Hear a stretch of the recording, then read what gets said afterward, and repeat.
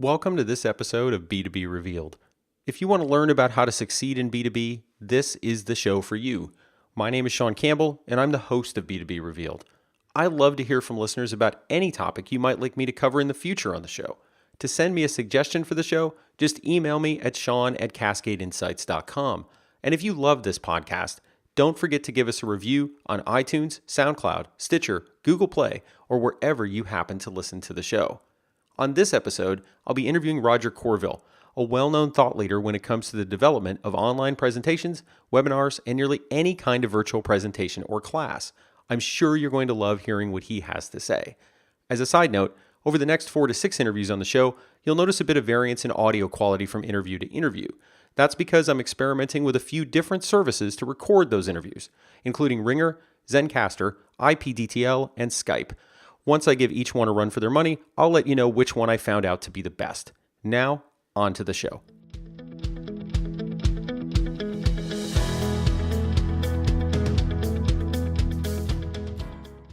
As I mentioned, on today's show we have Roger Courville. Roger Courville has been called the Michael Jordan of online presentations and virtual classes. He's also been named an International Rising Star by the National Speakers Association, and he leads a company called Event Builder that has helped organizations for 18 years with their webinars, webcasts, and virtual classes. Roger, welcome to the show. Thanks, John. Great to be here. Tell me a little bit about your background, Roger, just in general. You've obviously spent a lot of time investing in virtual presentations and how companies can do those more effectively, and you've obviously built up a lot of skill yourself. So give us a little bit of a flyby of your last 20 years or so of your career. Last 20 years or so of my career. Well, let's start with the really good stuff. My first modem was 1200 baud, and and when I got backed into the web conferencing industry in 1999, and back then we were happy if people had 56K modems. So started for the first company, interestingly, here in Portland, Oregon, was the very first company anywhere that did virtual event production. And we were acquired by Placeware in the Silicon Valley, and then that was acquired by Microsoft and became part of Microsoft Live Meeting, and that's how I ended up at Microsoft. And I left Microsoft with a few guys and a couple $1 million of angel funding. Started a company that we sold to Intercall, now West. And then I was on my own for 10 years, just speaking, teaching, written multiple books on how not to suck when you do webinars. And then convergence of the planets and stars. Rather interestingly, ended up joining forces with Event Builder. They've got the operations and event producer team, and I had all of the content, thought leadership, and front guy stuff, and here we are. Awesome. So the obvious, although I think still interesting, first question is, why are webinars so bad? To the point that the only thing probably worst to ask someone about is to say, do you like receiving our newsletter? Would be, do you like attending our webinars, right? Would be right up there. And so why such a horrendous state just at this point in time? I've thought a lot about that because at heart, I'm a behaviorist, and I do a lot of research because not only for my own primary research purposes, but to see how we adapt human communication behavior in and through a new medium. And I think that's it. I think, it's really obvious if I say we can tell a story in a book or we can tell a story in a movie, but the discipline of telling that story, even to the same audience, is very different in each of those media. It's a little less obvious when we do something familiar like pick up the phone and we've got PowerPoint. And, there's, of course, some parts of the communication process are the same. But the medium theory or transmission theory of communication is that the medium transforms the sending and receiving of signal, and we have to optimize. Optimization drives valuation, right? So how we improve that experience has to do with adapting to the medium, and if we don't, then what tends to happen is we leave out the good parts and we keep in the bad parts, which tends to be talking over PowerPoint. So if there's one critical thing that is missing in most webinars, webcasts, virtual classes, it's talking at people instead of with people. It's a real-time communication medium. And there's things you can do in a webinar that you can't do on YouTube and vice versa. But if all we do is talk over PowerPoint, it usually just means we're going to suck louder, faster, and farther than if we talk over PowerPoint in person. Which is a real shame because PowerPoint, not that we all love using it, it's been the incumbent, right? It is basically the way every decision gets communicated and the precursors to that decision get communicated in most major companies, right? And even small ones. And so it's kind of this horrendous crutch that everybody's been forced to use for a number of years. I mean, I guess the one exception would be the anecdotal stories about Amazon where everybody shows up with a Word document, but to meetings, but they're the outlier for sure. Yeah. But you bring up a good point, which is that PowerPoint gets used as a form of documentation, right? I put it in the PowerPoint in case somebody didn't make the meeting, and I would point out that there is a critical difference in human communication behavior between presentation and documentation. And I'm talking about the process, the human process of communicating, not the actual document, right? Because documentation could occur in Word, PowerPoint, or a PDF. But how we communicate when we're making a real-time presentation, online or off, is a different communication behavior than documenting something, meaning I'm writing it down to be read at another time. So you make a great point. No, and that reminds me of something a client told me once. Not fortunately speaking of us, given what I'm about to say next, but he said, email around here is for covering your butt. Every single time I see a long email chain, it's for covering your butt. And the point being, it was for documenting, right, in different ways. And I think that's the challenge I think most corporate teams run into, especially in larger companies where their method of documenting what's happening is kind of PowerPoint and to a lesser extent Word and Excel. And so that becomes challenging when they take the documentation and try to present it, I think, is really what I imagine you run into a lot. Exactly. Well, and because of what I do, I've done a lot of presentation skills training, and a lot of that has revolved around design. Not because I'm a Gar Reynolds type of designer, but because I know some fundamental principles about how attention, cognition, and retention work from a learning and development and communication perspective. And so I've traveled literally the world teaching people how to design PowerPoint to better affect attention and cognition. And the number one response that I get is, that is awesome, but my boss wants PowerPoint the way they want PowerPoint. Yeah, and we see that all the time, right? One of our challenges as a research firm is, we do a lot of research, which generates a lot of quotes and statistics and data. And inevitably, you have these scenarios where the end client of ours kind of takes our research, and I'd like to think we put a really good upfront story, and we try to avoid some of the pitfalls you talk about. Although, you do this for a living, I'm sure you could coach us on some things too, right? But there are times where they take our deck, and anecdotally, this was a funny story just recently, is they took our deck and kind of tried to turn it into what the boss wanted. And literally by the time it got to the readout, they presented their fairly bad looking version of the deck, took a lot of the story out. All the pointy points were shaved down to the point that they didn't hurt anymore. And then in the middle of the readout, the executive got to the slides that were still ours, in essence, that hadn't been modified much. And about 2 slides into that, he says, next time, why don't you just start with Cascade stuff? So, and of course, as a consultant, you get to do that. You get to kind of poke the stick into the company. They're hiring you to do that a little bit, right? Exactly. And so I'm sensitive to the fact that that's easier for us to do. But I didn't intend to go here right now, but this is actually, I think, a good line of thought. How do you coach someone to coach their boss?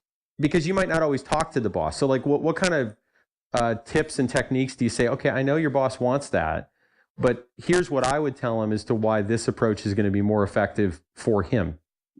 I always start answering that question by saying, first, you've got to give yourself a little grace.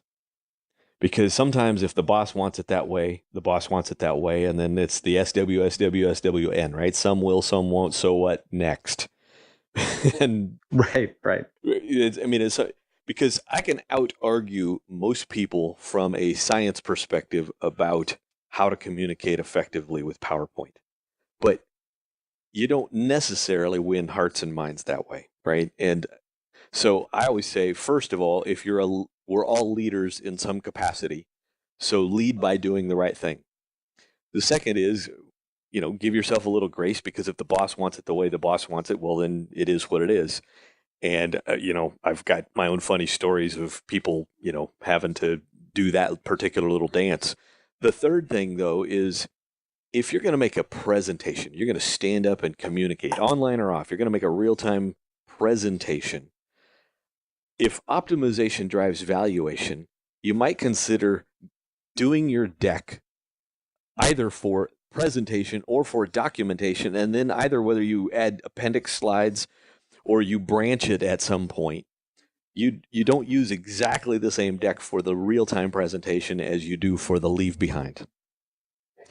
And honestly, I think that's probably the best, because you know what? Because here's the thing, great presentation slides make lousy documents, and great documents make crappy presentation slides. So you are either going to compromise, or you're going to figure out how to do both in a manner that serves both communication modalities. And when it comes to coaching your boss, I think the question is, are you in a spot where you can make a point and saying, wait a minute, I understand that's why you want that way, but here's why why I think our team can do better, right? And bring it. And some people are willing to broach that subject, and some people are not. Yeah, no, those are all really good points, especially the one about, build two versions, presentation, documentation. And I think you'd agree with this too. I mean, part of the thing is maybe just coaching them and saying, well, you want to affect change, right? I mean, or to stabilize the status quo, which isn't always a bad thing. But either way, that story deck, that presentation deck, that's going to do that. You can document why the change was adequate or anything like that later with the documentation. But if your whole goal of doing whatever you were doing that led up to that meeting was to affect some kind of change, you need the presentation deck. Well, you do. And I think it's useful to remember that different modalities serve different means or purposes of communication differently, right? I mean, for instance, presentation, especially presentation in like lecture mode where you're doing the talking, is actually a fairly low efficacy means of conveying information, right? So back to the talking at people versus talking with people. Actually, by and large, if you're in a real-time setting, that doesn't necessarily mean you don't control the flow of how you get from point A to point B, but usually you're better off not just being doing info barf, but actually saying something and then facilitating dialogue. Even if that's say something, facilitate dialogue, move on to point B, and doing that back and forth. Because I mean, frankly, nobody wants to sit there and listen to you speak for 45 minutes generally, if it's a real-time communication medium. So with that in mind, because you kind of edged into it a couple different times, I mean, you've already shared a couple points along this vector, but I think it's good to kind of roll it up. What's the best ways to keep folks engaged during a webinar, assuming folks have kind of a reasonable tool set? They're using GoToMeeting or WebEx or JoinMe or, one of the traditional platforms that exist out there. Yeah, well, I think if we start with the premise that optimization drives valuation, you're going to hear me say that until you're tired of it. Then the question is, where and how can you or should you interact with your audience? And I'm not a big fan of the way a lot of webinar companies say you can use a poll to interact with your audience. Because I think if I just look out at an audience, think of an in-person presentation, if I look out at an audience and say, hey, everybody raise your hand, I just made them do something, but it didn't serve a purpose. So when somebody says, hey, well, where do I even start? I say, well, if your intent is to improve your engagement quotient, then I would make interaction the very first thing you do. And by the way, this actually works offline as well. And what I mean by that is if the standard webinar starts off with some moderator going, hello and welcome to today's webinar, and before we get started, we're going to do some housekeeping. And then somebody starts talking, and if you answer a question, it doesn't get addressed for 45 or 50 minutes. I think if that's the standard, the question is, how do we break their state, to use the language of neurolinguistic programming? And so I would establish a very different something up front. Hey, everybody, today we're going to talk about this. Before we get started, let me know what department you're in. And I want you to go type that into chat, because, we're going to have a really broad audience. Oh, Sean, Sean's, in the research department, and Bill and Julie are in marketing, and Kyle says, I'm at lunch, and Kyle, what are you having for lunch? Right? And then we keep on rolling. And I think there's a way to do that in a manner that serves the purpose, but actually demonstrates that I'm here real time with you. And we're going to be real human beings being real human beings. Now, that takes a little practice, but here is a big problem. If you use what most people do in webinars as the way to do it, you're going to just suck like they do. Now, those are all really, really good points. And I like what you said about NLP, because you've probably looked at that more than I have. I have a casual understanding of it. And so what I took away from that is kind of this point, which is you need to break enough of what they expect to be standard such that they're paying attention. It's not being a clown or being obnoxious or anything like that, which I think people sometimes think like, well, I need to be businesslike. And it's like, well, no, you can be businesslike, but kind of break up their frame a little bit so that they're engaged. Like when I've given conference talks, I try desperately to have no one else read my bio, because they will just zone out the audience for the first minute and a half. And I don't read my bio as the first thing. I usually kind of intersplice it in the beginning enough that people pick it up soon enough. But it's not this kind of just mono block dropped into the front of the talk. And, I think those are all really good points. I mean, is there anything else you might want to add on that? Because I think not every one of the listeners will have read up on NLP. But I think there's something there to be said about those kind of cognitive breaks. I mean, you see the same thing, I think, in really good headlines. They kind of slow up your brain enough that you read it. And what it's doing is there's some tension in that headline that makes you pay double attention to it. Yeah, exactly. Well, I mean, here's a couple fundamental principles of NLP, right? Which is that a couple things help break mental state. One is a command or an imperative, and the other is an interrogative, right? A question. And I don't even have to in fact, I'm going to give everybody here a homework lesson. You don't even have to necessarily wait for a response. Now, the way that I do it is I look at the little attendee pane in whatever you're using, go to Webinar or WebEx or whatever, and call on people by name, because, same thing your kindergarten teacher, we all love to hear our name. And when I say, if there's 500 people in the audience and I say, oh, Sean says he's joining from Portland, Oregon, I hear it rains a lot in Portland. Everybody knows that we are talking together, and nobody expects that we're going to talk to all 500 at once. But here's your homework assignment. Now, everybody who's listening, I want you to go back and rewatch the number one TED Talk of all time, which is Sir Ken Robinson, Why Schools Kill Creativity, or How Schools Kill Creativity. Number one TED Talk of all time. And I want you to notice how he uses a rhetorical question, right? TED Talks are much more like keynotes, right? And the difference between a keynote and a seminar is that a seminar tends to have an expectation of both a learning outcome and some form of interaction if you're going to apply adult learning principles. But here's a TED Talk.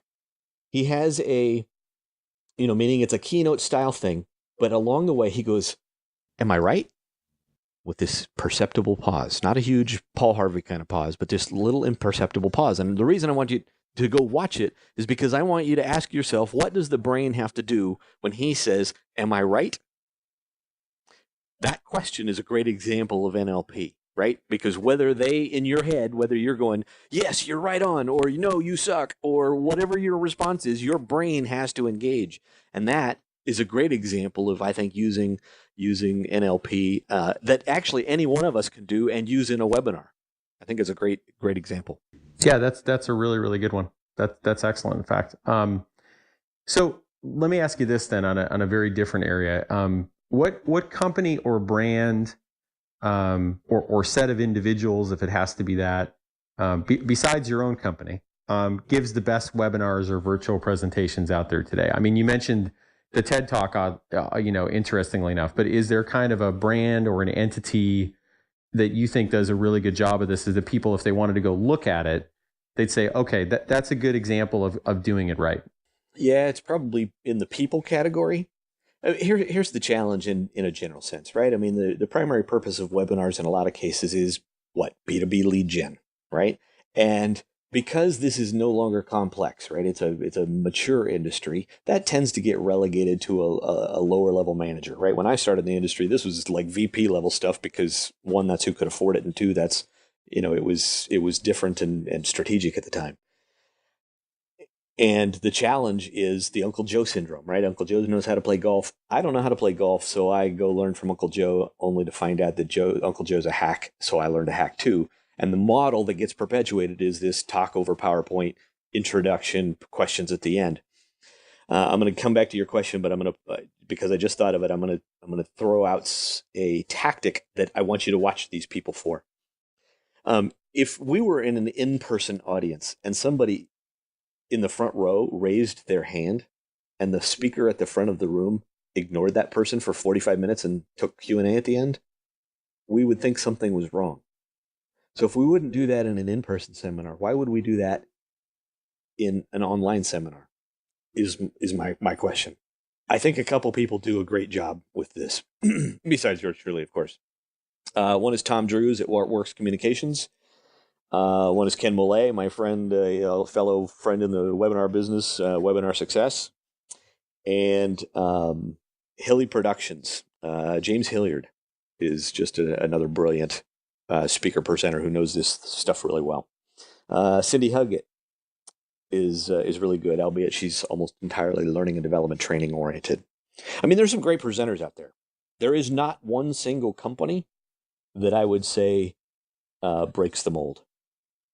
So the bar is low and your opportunity is great. Yeah, I would say that's pretty damning in and of itself. And I think we've all personally experienced that too. I mean, if you had told me one, I would have went out and tried to find them too, because I'm like, I don't see any company do this well. Like, so if there is one that's universally doing it, I'm impressed. So let me ask you a question that I think a lot of people like to know the answer to when they're listening to an expert. And I know this one may or may not be tougher for you to answer. It depends on how much you've thought about this kind of stuff. But, what's the skill you've had to work on the most as a virtual presenter? And you could go back to early days or whatever, because, you're rightly described as the Michael Jordan of online presentation and virtual classes. But Michael had real problems with his three-pointer at different points in his career, right? So, I mean, he would get good at it at times, but it was not his strong suit. So, because I think people want to know, like, hey, okay, this is the thing you struggle with, and here's how you either surmounted it or kind of addressed it. Well, I'll tell you, for me, it was actually a content-oriented approach. So when I present, I have a very specific way that I do that, and it tends to be very propositional. Do this, don't do that. It tends to be skill, feature, execution, right? And the question is, first the skill, but now how do I go apply it relative to the tool involved? And then here's why I say this was a content-oriented thing for me. If you've ever done, DISC, Myers-Briggs, Core Values Index, Colby, StrengthsFinder, any of that kind of thing, one of the things that, comes up for me is I am a creative dot connector, like in spades. I'm lopsided. I'm so lopsided, I walk down the street sideways. Connecting dots on the fly, going, oh, this, and that connects to this, and oh, that connects to this, is not everybody's communication style. So I found that I could be me best when I actually had a really tight linear argument. And I don't naturally come up with a tight linear argument. Meaning I work 4 times as hard, kind of like Michael Jordan, getting cut from his high school basketball team. He said, I work hard. And that's where I'm at. I work hard. And when people say, man, that was a nice, tight, actionable presentation, it's like, because I did the work. So, and actually to this day, I still have to do that. It's just that I've got a lot more time talking about this subject. It takes me a little less time, but content is the very first place you engage or lose somebody. No, I really appreciate you sharing that, because that there's a vulnerability in that, I realize, and I appreciate you sharing that, and it's good to hear, you kind of spent a lot of time working through it, and I think it probably makes sense to a lot of people because, to your point about the Briggs or the DISC profiles or things like that, you have your linear thinkers who have a really hard time kind of breaking out of that pattern, putting in things that are to the side of their presentation to keep it interesting, and vice versa, the scenario you were talking about where you have to kind of work in a little more of a linear flow, to kind of make that argument stick a bit. So one last question, what's the one thing people need to stop doing right now as they're planning and preparing for their next webinar or virtual presentation? Because given the audience of this podcast, there's probably like a 97% likelihood that anyone listening is actively working on some kind of presentation right now for corporate America. So what's the one thing is they stop listening, or, most folks are probably multitasking. It's the real world, right? As they're putting words into that PowerPoint right now, what should they stop doing? Actually, I think it's more of the approach to that beginning of the beginning of the presentation. And let me share with you some of my own research. So I've done most of the primary research studies and surveys in this space. And one of the things that I know from more than one of them is, the number one thing people don't like is getting slipped a Mickey, right? Which is, the presenter doesn't present what they said they were going to present. And a close second is presenter is boring. So I think it's useful to kind of, turn up the amp to 11 and bring a little extra when you're trying to carry it over a virtual medium. But back to the beginning of the presentation. One of the things that I know from more than one study that I have done is that long windbag openings are complete waste of breath. So unless you specifically have an audience that needs that kind of guidance, and for us in the B2B world, the answer is that is almost never, unless you're selling something to senior citizens. The truth is that long windbag opening is a waste of breath, and everybody tunes it out. Second, if you put all that stuff, hey, and to ask a question, you should go over to the right-hand side of your GoToWebinar viewer, and you know what? A third of your audience logs in late and misses that anyway. And the third actually comes back to something I'll catch you doing right, which is, what do you need for a bio, right?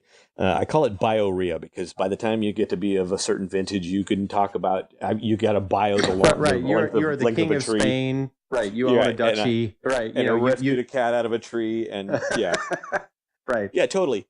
The audience has two questions at the beginning: why should I listen to you, and what are you gonna help me with, right? And I figure that at some point you either better stand up and own the room, or no matter how much bio you put in there is not going to be useful, right? So the question is, how do we get and keep attention up front? Cut out everything except the total essentials of that opening welcome. Interact with people right away. Oh, and back to the essentials of the opening welcome. Say only what needs to be said with regard to bio that makes it relevant to that audience, and then no more.